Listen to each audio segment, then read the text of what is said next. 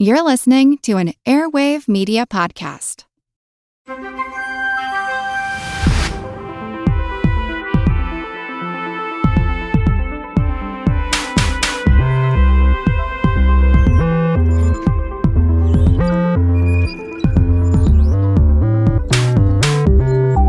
Welcome to Unbiased Science, where we bring scientific method to the madness. We're your hosts, Dr. Jess Steyer and Dr. Sarah Scheinman. And a little bit of a disclaimer, Jess is speaking in third person and is feeling under the weather today. So I'm a little bit medicated, not feeling 100%, but the show must go on. And it must because we have a very special guest, Dr. Christopher Labos, who is, wait until you hear his bio and hear from him. He's just amazing. And he's here to talk about a topic that we've spoken about before, but it's a topic that just won't die, and new myths just keep cropping up. So it definitely warrants further conversation. The topic of seed oils. Dun, dun, dun. They've been so demonized. So let me read Dr. Christopher Labos's bio. Okay. And we're going to call him Chris. We have permission to call him Chris moving forward. But Dr. Labos is a cardiologist with a master's degree in epidemiology. He spends most of his time doing things that he doesn't get paid for, like research, teaching, and podcasting. Like right now, I'm literally not getting paid for this. So there you go. Join the club. Yeah, join the club. Occasionally, he finds time to practice as a cardiologist so he can pay his rent. He realizes that half of his research findings will be disproved in 5 years. He just doesn't know which half. Okay, this is amazing. That's so relatable. So relatable. He's a regular contributor to the Montreal Gazette and frequently appears on CJAD Radio, CTV News, and the CBC. He co-hosts the Body of Evidence podcast, and we're actually going to cross-post podcast episodes, which we're so excited about. And that's a weekly podcast about medicine and the, quote, super sketchy stuff you found online when you Googled your symptoms. Oh my God, I love this so much. Dr. Labos is also active on Twitter at Dr. Dr. Labos, Labos. So definitely follow along. Chris, thank you so much for joining us today. Thank you. My pleasure. And let me just throw in one thing, which I just now realized I forgot to put in my bio. I also have a book to plug. It's called Does Coffee Cause Cancer?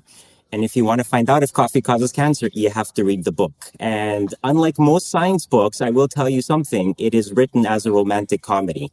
So you can read it as a romantic comedy. And then if you do, you're also going to pick up some stuff about epidemiology and biostats, like confounding multiple hypothesis testing, all the stuff that I'm hooked. Confounds science. Yeah. I'm hooked. I'm in. Yeah. So where do we get a copy? After the episode, we'll talk. I'll figure out how to send you guys one. I think we can figure it out. Cool. And we want to hyperlink to it.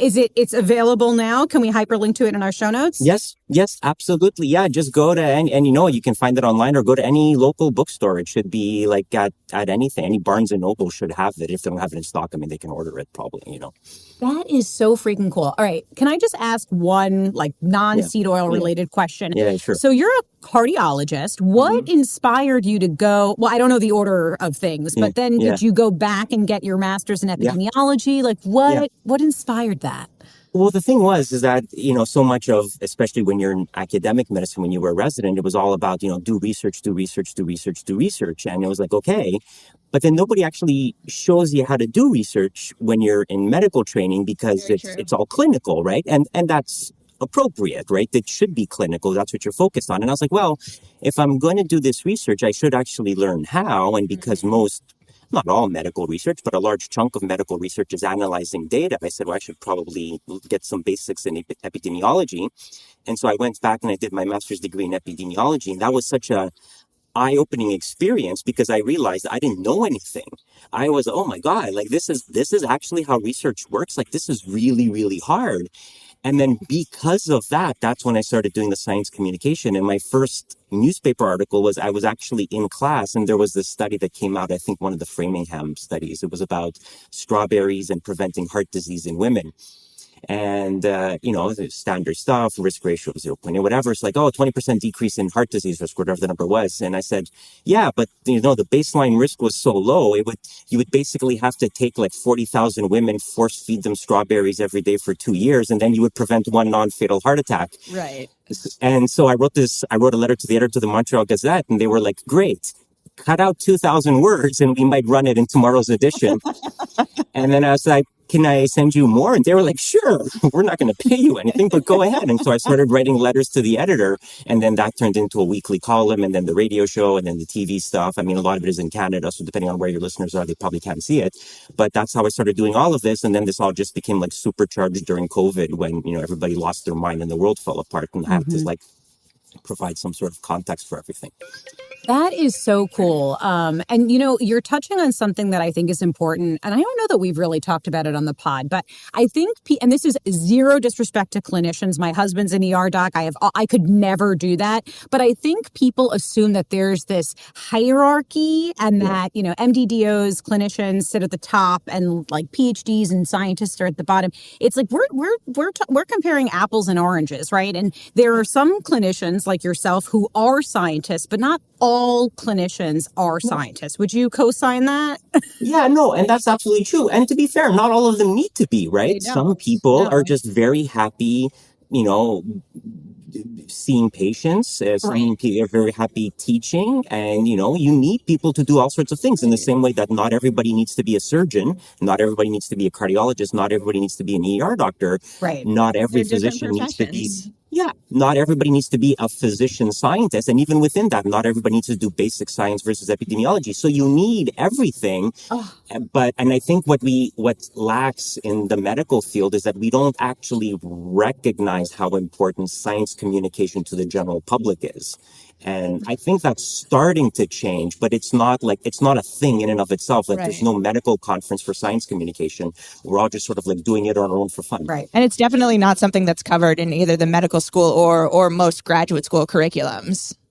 No, although to be fair, for the first year, we actually just finished. This was my first semester teaching a class in science communication to the public health students at McGill, where I am here in Montreal. That's fantastic. Yeah, so that was pretty cool. So we were showing them how to do a TV interview, how to set up a Zoom room, That's how so to do a important. podcast. So, so cool. I think we're starting there. We're starting it. We're starting the process, hopefully. And just one plug, well, not a plug because I don't even know which society it is, but science communication is becoming a thing that's recognized. And there was a conference I was just made aware of. I'm like, what? There's a conference for this? So I'll have to look it up and I'll send you details. But you're right. I mean, we all are doing different things and not all clinicians need to practice science, although I do think that having some fundamentals of epidemiology research design will help clinicians understand the research that they're reading so that they don't interpret a study like, okay, if my patient eats blueberries, they'll prevent Alzheimer's, right? When things get taken out of context and things like that. I know. That was a specific call out for Sarah. All right. Let me ask you a question. That conference you mentioned, is that the Lilicon conference that's going to be in Edmonton this summer? Was that the one you were referring to? No, Okay. but I want to look that up. Okay. Sounds like there are a few. There's a few going on. So anyways, I'll send it to you guys later. And yeah, so if anybody wants to come to Canada in the summer in Edmonton, you can come to the Lilicon conference. I would love that. Maybe we'll meet IRL. Okay, we'll figure it out. Okay, so Sarah, Seed oils. Seed oils. All right. Seed oils. Sarah's bringing it. And Sarah, I don't know if you wrote this introduction, but I'm going to read it because this is really fantastic. I'm just going to read this. Go ahead. Okay. By all means. And I'm going to take full credit for it. Ready? All right. If you've spent any time on Instagram, YouTube, or TikTok lately, you've probably seen the firestorm over seed oils. So true. So those highly processed vegetable oils like soybean, canola, and corn oil. Now, critics, and there are many, claim that they're driving inflammation, obesity, and even heart disease. Meanwhile, traditional fats like like beef tallow and butter are making a comeback, with some experts arguing that they've been unfairly demonized for decades. But here's the problem. The mainstream medical establishment hasn't budged. The American Heart Association still tells us to replace saturated fats with seed oils. So who's right? And is this just another wellness fad, or is there real science behind the backlash? All right, Sarah. Now, Chris, I don't know if you know this, but Dr. Scheinman here loves to kick things off with a definition. So what are we talking about when we talk about seed oils? Yeah. How is that different from beef tallow? What are we talking about here? Who wants to jump in? Okay. So, but I think that's an important point. Sorry, I thought Sarah was going to jump in. But here's the thing. Well, I was going to, but then I was like, well, you know what? We have an expert here, and like we were talking about the different types of professions earlier, and like I am a basic scientist, so like for me and in my lab when I'm doing things, it's really important that we like are all on the same page with like what are we talking about when we're throwing around these definitions, because there really is this firestorm over seed oils, but like what are they? What are they? Well, and I think that's the problem, is that they can mean whatever you want them to mean. Yeah. And I think more relevantly, it's like, what do you include in seed oils? What do you not include in seed oils? And that's going to become really important once we start talking about olive oil. Like, do you include olive oil in the mix? Do you not? Are olives a seed? Well, they're a fruit. Are olives a seed? Exactly. Well, when I was doing research for this episode, I mean, I sort of went down a rabbit hole in trying to answer this exact question. And it really depends. Like, there's so many different sources out there when you're trying to determine the answer to one of these questions that it's like, ultimately, the only source that I trusted at the end of the day was peer-reviewed journal articles. I was like, all right, well, like everything else out there, there's a lot of opinion. Like, let's look at the actual data and dig into that. Well, and here's the problem, is that not everybody defines it the same way. Like, when there have been studies, some people will include olive oil. And then, of course, the critics are like, well, if you had excluded olive oil, you would have seen a harmful effect, which you didn't, because olive oil was diluting the harm with some of the other stuff. Mm-hmm. And I think that just makes the point that maybe the term in and of itself is problematic, because it's too nebulous. It's too nebulous, and there's too many different things in it, and all of the components are different. It's sort of like, if we can get, if we start talking about like a clinical trial, like, what's your endpoint? If you start including too many different things in your endpoint, then they start canceling each other out. So, I mean, soybeans are not the same as canola, are not the same as sunflowers, are not the same as corn oil, not the same as olive oil. So, I mean, I think if we can sort of jump the gun a bit and get right to the end of what we're going to talk about, I mean, I think most people would say that olive oil is good for you, and we'll get into the whole omega-3 things later. Olive oil is probably good for you. Other things like canola oil, maybe not so much, but that's because they're made up of different things. And so the minute that every specific seed oil has a different chemical composition, does it even make sense to combine them together into a single category and start talking about seed oils as a monolithic entity when they probably shouldn't be? Right. And even when you dig into some of the actual peer-reviewed like clinical trials and controlled trials, not all of the results are the same across the different seed oils. Is that correct? Yeah, that's absolutely true. And I mean, some of that is to be expected, right? If you're doing different studies, you're not going to get the same result every time. Sometimes you'll get a positive result. Sometimes you'll get a negative result. And that's why you have to do multiple research and sort of bring it all together. But it's made even more complicated by the fact that food research as a concept is very hard to do, because it's very hard to do randomized controlled trials with food, because you tell somebody, eat this, and then they're like, no, I'm going out with my friends. So doing randomized controlled trials on food is so hard, because you assign somebody to a group. It doesn't necessarily mean that they stick with that food allocation. So a lot of it is based on observational research, and that has its own issues with it in terms of residual confounding. And so, we sort of have to make the best guess that we can. And I think for people who, have things to do and want to stop listening to the podcast right now, I think the take-home message is this probably doesn't make a huge difference in the grand scheme of things. I think it's more important what you actually do with the oil. So if you're using it to make potato chips or fry French fries, it doesn't really matter what you're going to use. It's still going to be bad for you. If you're putting the oil on like a garden salad, it's probably going to be fine because you're eating a salad, as long as you don't put like bacon and like, cheese on it. Although the whole eat meat thing is sort of one component of this, which I think has fed into the demonization of seed oils. And just one note as a French fry lover and sort of the messaging that we have on Unbiased Science is like, I don't like to label anything as good or bad, right? So like you can have French fries as part of an overall healthy diet. It's like you just don't want to eat French fries 3 times a day, every single day, right? So ideally not. So, okay, wait, did we satisfy your definition? I feel like we didn't, Sarah. Do you want to scratch that itch a little bit more? I think maybe it might be even like a good idea to take like even a further step back and like, Chris, can you just talk to us about the different types of fats? Like we've got monounsaturated fats, polyunsaturated fats. Like these are terms like MUFAs, PUFAs that come up a lot, but I feel like people don't really understand the differences. And PUFAs. God bless you.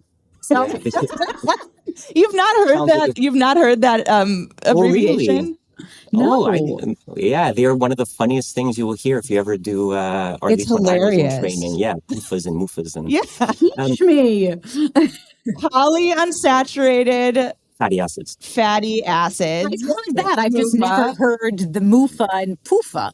Monounsaturated and then polyunsaturated. Got it. Fatty acids. Yeah. So Okay. I mean, these abbreviations tend to be very sort of center or region specific. Like the first time I heard somebody call it MRSA, I was like, what are you talking about? You're like, oh, you mean MRSA, the methicillin resistant staphylococcus aureus. Anyways, right. So fat is a generic term that we use for a lot of different stuff. The way in which it's structured actually makes a difference. So to get very, very basic, and I know some people are going to send us like angry emails afterwards, you neglected this, you neglected that. Saturated fats basically means if you had a long chain of fatty acid, which is a long chain of carbon atoms, you're going to have hydrogen atoms all over it. It's going to be saturated, meaning it's going to be full. There's no empty spaces, and it creates what looks like a very, very long linear molecule. For people who like to play with 3D models of molecules, it's going to be a lot of fun. So imagine you have a very, very long string that's a saturated fatty acid.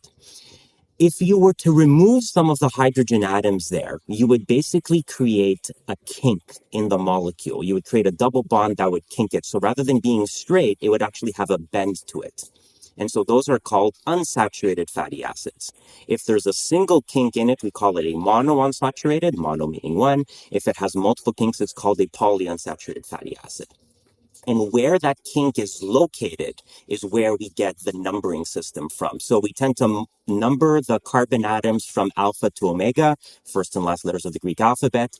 And so if your double bond is the third from the end, so we call that omega 3. If it's the sixth from the end, we call it omega 6. And then, depending on where it is. And just for geometric reasons, you can only have a double bond every 3 molecules, which is why all the things you hear about are omega 3s, omega 6s, and, ad infinitum in theory.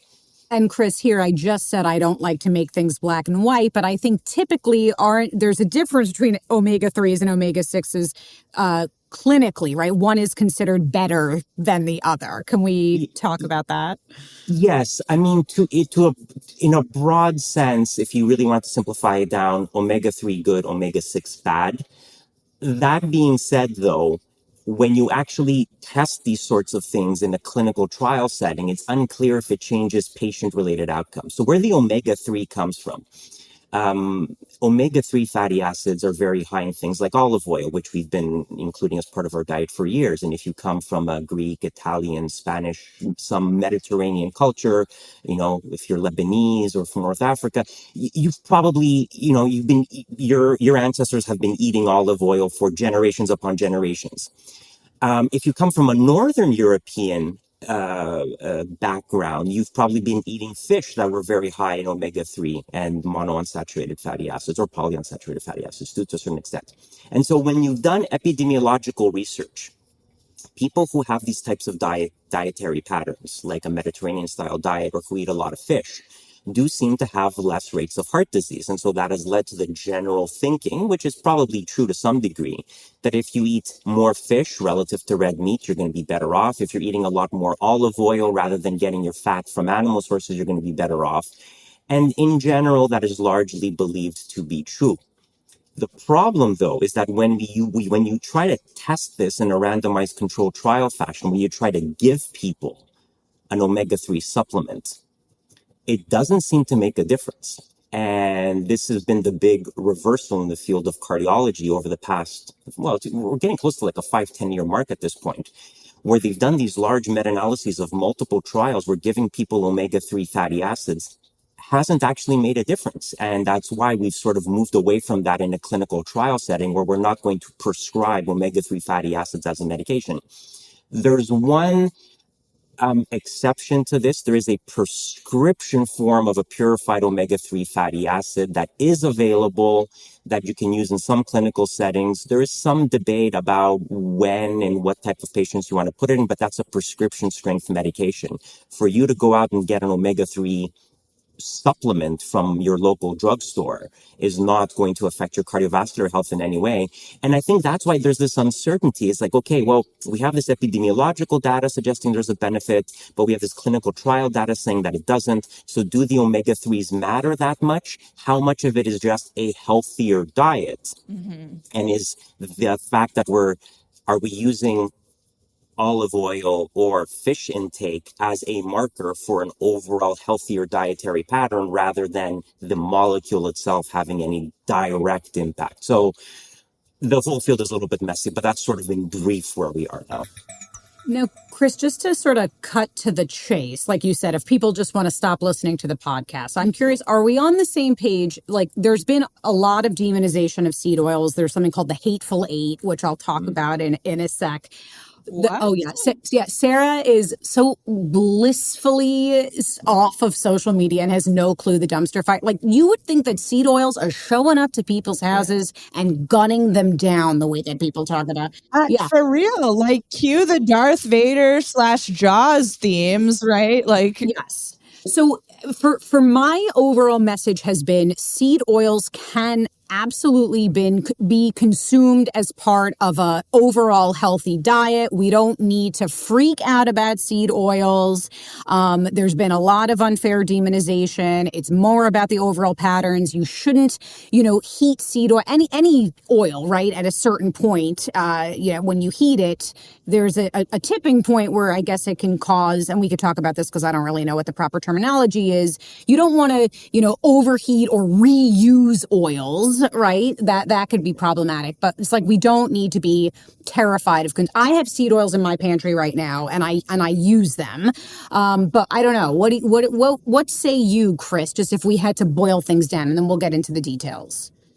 I don't think it matters all that much. I think part of the problem is that the reason why seed oils have existed, I mean, again, it depends how you want to define them. Olive oil has been around for centuries, if not millennia.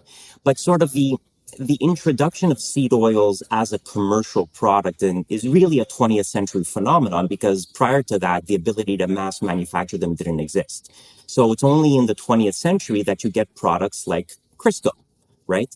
As an alternative to animal fat as a cooking device. Now, there were reasons why that happened, and a lot of them were economic. It's much cheaper to grow a plant than it is to raise a cow. You need less land, less water. There's an obvious economic argument for it. There's an obvious environmental argument for it. Mm-hmm. Yeah. Also, the stuff doesn't spoil, right? You don't have to refrigerate it as a general rule, right? So there's a lot of practical benefits to it, which is why there was this great enthusiasm for these products. What happened is that they also were invented or developed, choose your word, at about the same time that we started processing our food a lot more. And so a lot of these products are used to make potato chips, French fries, what's essentially junk food. And so when people ask, oh, is this stuff unhealthy? Well, yes, it's unhealthy. But if you started making junk food with butter, it would still be junk food, right? In the same way that a low-fat cookie is still a cookie. You substitute out the ingredients, it's still going to be junk food. It's still going to be ultra-processed food. It's probably still going to have a lot of salt and sugar in it. And so I think that's where I think a lot of the conflation has happened, is that because these things are used in what are fundamentally unhealthy foods, people have come to assume that they are unhealthy, whereas it's not the ingredient, it's the food more than anything else. And can I make a distinction? And I don't know if you agree with this, but I do make the distinction where it's not necessarily that they're unhealthy or harming us, but it's that they're not contributing value to it, right? Like if I'm eating a bag of potato chips, it's not contributing nutrients. Like if I occasionally eat a bag of potato chips, again, if I'm not eating it 3 times a day, every single day, I don't know. Would you say that that's an unhealthy food, or it's just, can those things be safely consumed in moderation? Well, I mean, everything can be safely consumed in moderation if you want to sort of, because food is not like, I think, as I think you said at the beginning, right? Food is not good or bad, right? I mean, the problem with potato chips, if they didn't have salt and oil and fat in them, they would taste like cardboard. Right. Like, they would taste unpalatable. I mean, the only reason they taste good is because of all the stuff we've added to them. So are they bad food? No. I mean, they are food. They taste good, and we have them as treats. And if you have it as a treat, it is no different than the treat I give to my dog. It's just that I give him kibble to eat because that's what he needs as his food. I don't give him treats all day. That would make him, I presume, very sick, even though he would probably love it. Well, and also like people hear fats, right? Yeah. And they think of fat like body fats. You know, when we're talking about fat at the chemical level, and in terms of like at the different types that Chris was talking about earlier, we've got saturated fats, unsaturated fats. You need all of these types of fats in order for your cells to function properly. I mean, from just a cellular biological perspective, the membranes surrounding all of your cells are composed of fats. And if you have too much unsaturated or too much saturated fat, or the ratio of those two are off, the fluidity of the cell membranes are going to be out of whack, and you're not going to be able to get the nutrients into the cells that you need. And so your cells aren't going to be functioning at full capacity. So you need that balance between the different types of fats. Like, you need all of it. Mm-hmm. Yeah, and I think people forget that all food is going to have some mix of protein, fat, and sugar. It's just that when people start talking about these things in a colloquial sense, they associate protein with meat, which is, not true. You can get protein from vegetable sources, and many of us do, just unknowingly, right? Carbs are not just sugar. There's carbs in everything. There's fat in everything. Every biological entity is going to have some mixture of these things. And so I think this is why nutrition science is so complicated and so rife for this type of misinformation, because it's so complicated that the minute you try to get into the weeds, it becomes overwhelming. Yeah. You want this simplified explanation. And that's why it's been like, in the 1980s, it was fat is bad, and now it's sugar is bad. And the reality is, well, no, they're both kind of bad. You need them both. You need them both. We just have to eat less junk food. And that's, I think, where the discussion has to head. Now, Chris, you brought up the word processing, right? And this is something we've talked a lot about. It's a general theme, so I'm sorry if folks are rolling their eyes. I don't demonize anything. I steer clear of the demonization of anything. But anyhow, processing, this is my understanding, and I'm curious if you would agree with this, that modern processing has made seed oils actually more stable and useful, right? So the processing of seed oils has been criticized, but modern refining methods can enhance their stability and utility. So refining helps prevent degradation, removes compounds that could cause rancidity or unpleasant flavors, and produces oils that can withstand high heat cooking. And then finally, the presence of vitamin E acts as a natural antioxidant, further protecting these oils from breakdown. Any comment on the processing, or if you feel no? I see your face. No, because here's the thing. It's at the end of the day, I have a very sort of concrete approach to this sort of thing. It's like, look, at some point, all of the basic science, all of the molecular pathogenesis stuff is interesting, but it only matters at the end of the day if something causes a disease or prevents a disease, right? Mm-hmm. At the end of the day, all of these surrogate endpoints don't mean anything. They lead us down rabbit holes. They make us chase our tails. We chase these biochemical markers. Oh, look, this inflammatory marker went up. Well, so what? At the end of the day, Am I more likely to develop cancer if I eat this? And I think there the answer is no. No. Because it hasn't happened. And while I admit the evidence is maybe not as robust as we would like it to be, it would be great if we could do a randomized controlled trial for every particular food product that is out there. It's like, let's take 10,000 people, let's give them nothing but cottonseed oil, or let's give them extra cottonseed oil for 5 years, 10 years to see what happens. For practical reasons, that's never going to happen. We have to rely on and ethical reasons. Well, and ethical reasons too, right? I mean, unless you were to, it's impossible to do.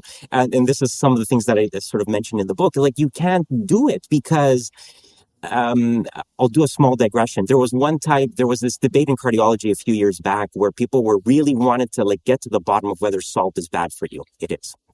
But there is this group of people that are like, oh, maybe salt's not so bad for you. So they're like, okay, what we're going to do is we're going to get together, we're going to design a clinical trial. And so you had 3 people from each opposing camp. They met in this hotel room and they hammered out an agreement. This is what we're going to do. We are going to go and we are going to experiment on prisoners. Oh. And people asked them, yeah. And people were like, wait, how did you get to that? He's like, well, there was only 3 ways to do like a really controlled clinical trial where you have complete control over somebody's food. We can either experiment on soldiers, on people in nursing homes, or on prisoners, because those are the only 3 locations where you have complete control over what somebody eats. And they were like, well, the soldiers are too young and too healthy. They probably won't develop cardiovascular disease. The people in nursing homes have too many comorbidities. So we're going to experiment on prisoners and randomize them to either a high salt or low salt diet. People are like, are you guys out of your minds? This is an IRB nightmare.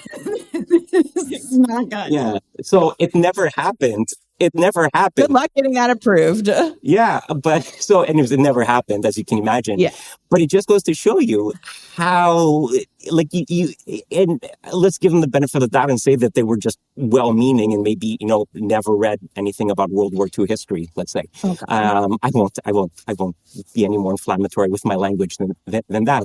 But, it's very difficult to do this sorts of things. So it's very hard to do randomized controlled trials with food research, which is why we rely on the observational research. And the observational research has, for the most part, suggested that seed oils are not dangerous. And when you take them as a broad category and also include the olive oil and all the other vegetable oils, they're probably better than eating animal products by a relatively small amount, but probably a small net benefit in the grand scheme of things. All right, Chris, let's do a little round robin heard from the herd, which is our segment where people ask questions. Heard from the herd. So, you can get as detailed as you'd like, but it would also be helpful to have just like some key takeaways for people, right? So, do seed oils cause cancer? No. Oh, love it. There you go. There you go. Done. Yeah. Done. Okay. Yeah, done. Does coffee cause cancer? Oh, no. You have to read the book. You have to read the book to find out. Do seed oils cause dangerous inflammation? Maybe, but it's unclear what that means because, and this gets to the issue of surrogate endpoints, just because your inflammatory markers go up doesn't mean that's going to translate into a clinical disease.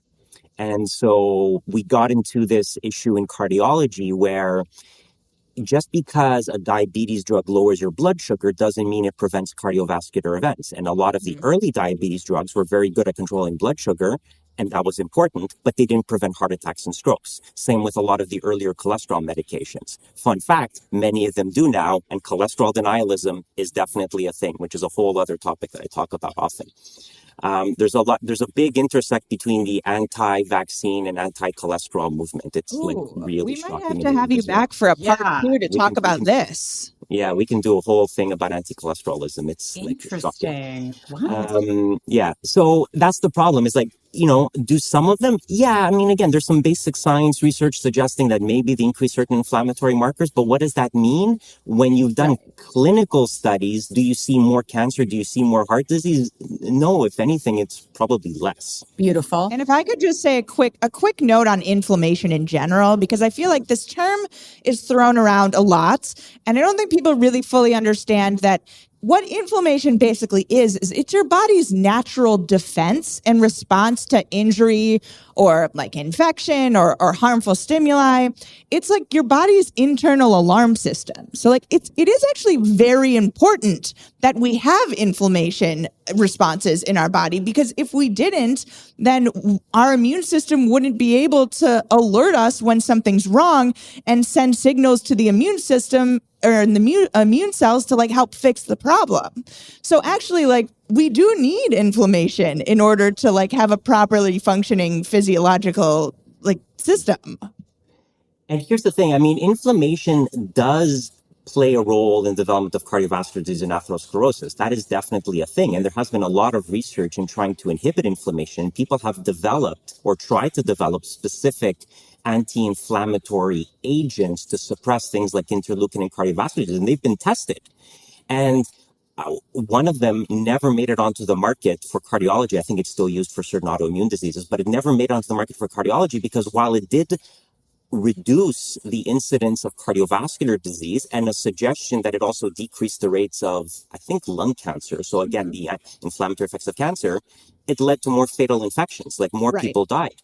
And so it could never be used practically for that perspective because, you know, if people die of infections because you suppress their immune system, well, you're not any better off. So yes, it is relevant. Yes, it plays a role, but that doesn't necessarily mean that there's a net positive benefit to it because inflammation just feeds into all of these different body systems. If you're watching this on YouTube, when you mentioned anti-inflammatory, I rolled my eyes, and it was not at what you were saying. It was because people tout these quote unquote anti-inflammatory diets, most of which I think all, demonize seed oils. And so that's what caused the eye roll. Okay. Well, but this is the buzzword, right? In this, like the anti-inflammatory stuff now is what antioxidants were 10 years ago. Right. Whenever you wanted to sell something, say it had antioxidants in it. And now as people have sort of, I think, tired of that, they're like, oh, it's an anti-inflammatory effect. Okay, great. Ooh, antennae go up like, Yeah, but that's the thing. It's become almost a buzzword or a marketing slogan without any specific details to it. Because if you were going to say this thing inhibits interleukin-6, right. Now you've made a specific claim. Yeah, and now you have to actually test it and see what the consequences are, which is not what a lot of these products do. Now, we never, ever give medical advice, of course, on this podcast. But I do have a question for you wearing your cardiologist hat. Would you say that I should, or let's use me as an example, should I replace, is there benefit to replacing seed oils with beef tallow and butter? Okay, so now we're going to, so if you're eating seed oils, should you replace it with animal products, right? Correct. So fun fact, again, another small digression. I was doing a radio interview because there was a study that came out recently about this. And so there were headlines. And so I got invited on the radio. And the headline of the newspaper was so not misleading, but it was just phrased so awkwardly. And those are like, oh, so the butter and the beef tallow did better. Like, no, it did worse because the headline was like, replacing seed oils with tallow increased risk, and he had read it the wrong way, and he thought that it was like replacing the tallow with seed oils increased risk. That's why I always have to do a double take. Yeah. So here's the thing: if you are eating seed oils, should you go out and specifically start eating butter as a consequence? No, I don't. Honestly, I don't think it's going to make much of a difference. You can if you want to. I don't think it's going to change very much. The most recent study, there was one that was published in JACC recently, JAMA, it was in the JAMA network papers. It suggested that in general, the people who ate seed oils did better. Now, that being said, there's a big caveat here, is that the people who were eating the butter and the beef tallow and all of that, they tended to smoke more, they tended to exercise less, they tended to be unhealthier on average. So you try to adjust for those sorts of things statistically, and, they did as good a job as they possibly could do. There's always the potential that there's some degree of residual confounding there. And they did throw olive oil into the vegetable oil mix, which, again, I think is widely assumed to be beneficial. So with those caveats stated, maybe there's a small advantage to seed oils. But if you were to go and eat butter, I don't think it's going to change very much in terms of health. Which kind of goes back to your point of like why it's so difficult to study these nutritional factors in like actual human beings because there are just so many confounding variables. Right. Now, Sarah, you are off social media again, blissfully. And so you have not seen beef tallow is having a moment. Chris, I know you've seen this if you're on social media. Can I just ask, what is beef tallow? So beef tallow, I had to look this up because I genuinely did not know. I don't know what tallow is. It's basically, it's like it's what they use for cooking. It's like they make it from the animal, from the meat of the, I don't know. Look this up. Go on. Is it like lard or like? Yeah, it's like lard. Yeah, it's a fat. It's lard that's like cooked and prepared in some way, and people used to use it for cooking. Okay. And so what's happening now is people are walking into restaurants with beef tallow and saying, "Prepare my meal with this," and the restaurants literally, are like, Sarah. Yeah, no, that's a literal thing. They're also rubbing it on their faces. It's on every surface, every orifice. We are just like appeal to nature. Like we have to, back to anyway. One thing, and I'm sorry, and Sarah, I know I'm totally bogarting this, and you'll take us home in a second if you feel we've missed any major questions while we have Chris. But just real quick, I have to ask you while we have a cardiologist on carnivore diet. What are your thoughts on the carnivore diet? So all of these diets, and there's sort of like a spectrum to them, right? So there's like low carb, and then Atkins was the prototypical one, right? So Atkins, when you go back to the 80s, but like Atkins, low carb, keto, carnivore, caveman diet. Caveman diet. Yeah, caveman diet. You're eating like a caveman, which frankly is a misnomer because if you go back to the prehistoric period, our early human ancestors did not eat very much meat because until you develop complex tools, it's actually very hard to kill large animals. Sure. You know? If a human went up against like a woolly mammoth, the woolly mammoth would win every time. Every time. Yeah, so most early human societies were actually very much, hunter-gatherers, more on the gathering side, yeah. So a lot of that is a bit of a misnomer. But it's this idea of like, eat less carbs, which is not wrong. Like if you wanted to lose weight, if you consume less calories and consume less high-calorie carb foods, like, bread and rice and all those sorts of things, you will lose weight, right? There is something to that. The problem is that, first of all, they've misunderstood that because food basically can divide into three things. You can have protein, you can have carbs, and you can have fat, right? To really simplify it down. And they said, well, if we're cutting out carbs, we have to eat more protein to compensate. Fair enough to an extent, but protein doesn't mean eating meat. You can get your protein from vegetable sources. And so a lot of these diets have been hyper-focused on eating protein and eating animals and eating animal fat and having a high-fat diet. And so each successive iteration of the same basic idea has gotten progressively worse. And is there a danger to eating a very high protein, very high fat diet that doesn't have any fruits and vegetables in it? I mean, you really have to overdo it. But there are people who have overdone it. And when you get into these very, very high fat diets with a lot of triglycerides in them, you can potentially cause pancreatitis. That is a thing that has happened. It's not common. But it is possible. And this is the problem with a lot of these fad diets. People, they start off with sort of a kernel of truth and then people just take it too far and then they get themselves into issues. Mm-hmm. It's the vilification of like vegetables. Like, are we serious? Like that is just bananas to me. No pun intended. Which I feel like this takes us back to the theme that has been emerging throughout the episode, which is that really a balanced diet is key. Yeah. Yeah. And here's the thing. If we really wanted to address the issues that drive cardiovascular disease, the big ones are a lot of salt in our pre-processed foods, which we've been making actually significant strides in reducing through legislation, right? Getting rid of trans fats in our foods, which we have actually done. Both Canada and the US have largely gotten rid of trans fats, which was a whole rabbit hole we didn't get done. Although if we do another episode on cholesterol, we'll talk about it then, about butter versus margarine and the trans fats and hydrogenation. So salt is gone. Trans fats are gone. We're, doing better at removing sugar from our food, which was another consequence of the low-fat craze of the 80s, which was a historical thing that has sort of carried through. So we are making strides in making our food supply healthier. And contrary to what certain politicians say, our food supply, frankly, is healthier now than it was a few generations back because we have fixed all of these things. So that's what we need to do. Those are the things. And the biggest factor that has driven the decrease in cardiovascular disease is the most obvious one, but the one that nobody talks about, is that we smoke less. Yep. The reason why heart disease rates have been going down over the past 20 to 30 years is because of all the anti-smoking legislation that was passed in the 70s and 80s. And you might say, it's like, oh, we fixed that. I mean, largely, yes, there are still a lot of people that smoke. And so we know what we have to do to reduce the rates of cardiovascular disease. We just have to sort of keep doing them and build on the successes that we've already had. All right, Sarah, did we miss anything? You want to start? I have one more thing that just when I was reading one of your articles in preparation for this episode, one quote stuck out to me, and I would like to just read it, and if you could comment further on it, which is the glorification of animal fat is a convoluted mix of politics, populism, and wistful fondness for a disease-free past. I am occasionally poetic when I want to be. That was beautiful. I try. I think that's why this has become so popular now. So people are worried about their health, and so they want to go back to a simpler time where, their mothers would make them apple pie and you could go fishing in the lake by your house. And they're like, well, I used to cook with butter. I want to cook with butter again. I used to drink the milk directly from a cow, so I want to drink unpasteurized milk again, right? It's this appeal to a simpler time when frankly the world was simpler, and people probably were happier because they didn't have social media and they didn't have the current the hardships that they have to deal with.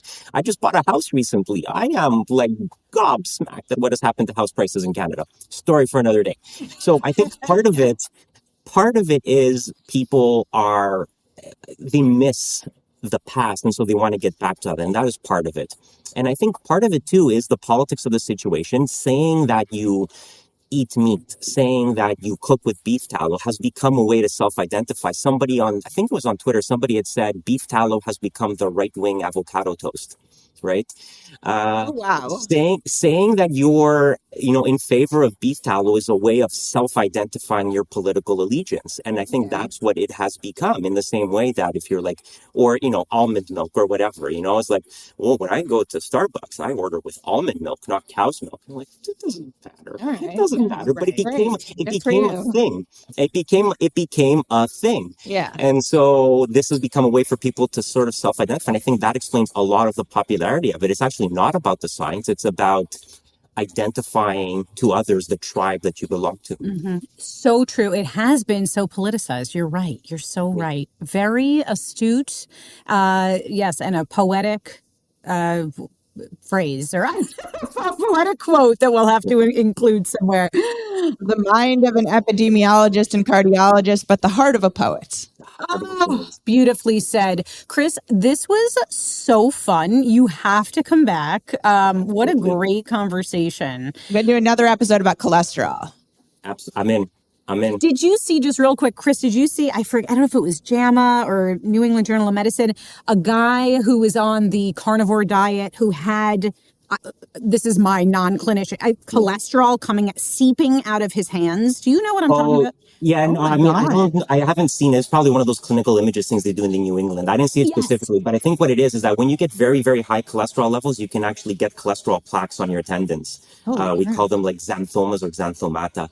And you don't see them very much anymore. You tend to see them in people who have these genetic syndromes with very high cholesterol levels, but it is possible that somebody with very high cholesterol levels could start to have peripheral manifestations of it. So something you look for. I will freely admit I've only ever seen it once in a patient in all my years. I'm not that old, but I've only ever seen it once. But it is something that does technically exist. Yeah, wait, here, I just real quick, man on carnivore diet has cholesterol of 1,000, sees shocking symptoms on his hands, and there's pictures. We will link to this in show notes. Let me see if I can hold it up and just show you. It's like yellow stuff seeping out of his hands. Do you see that? Yeah. Those are the cholesterol deposits. I mean, he probably, we'll have to see the case. He probably had a genetic contribution to it as well, because that is an absurdly high cholesterol level. But that can happen with your cholesterol. Again, so we'll tease a future episode. Cholesterol is not good for you, and when it gets super high, it can get super dangerous. Yeah. Yes. Chris, one final time, where can we follow you? Where can we tune into the pod? And one final plug for the book. So my home address is 26. You can find me on all the socials. I still persistently will stay on all of them. Some variation of Labos. There's only one of me, so it's either Dr. Labos or Christopher Labos, but it's usually DRLABOS in some variation, form, or shape. Hit me up on Facebook or Twitter or Blue Sky or LinkedIn. Whatever floats your boat is good with me. The podcast is called The Body of Evidence, and so you can find it anywhere you find your podcast, Spotify, Apple, whatever. The book is called Does Coffee Cause Cancer? Also available wherever. Go to your local bookstore. I am a strong believer in people supporting local businesses, so go to your local bookstore, and if they don't have it in stock, which they may not, they should be able to order it because it's distributed within Canada and the US, and apparently I just learned it's being translated into Hindi for the Indian subcontinent, which is like, okay. Wow.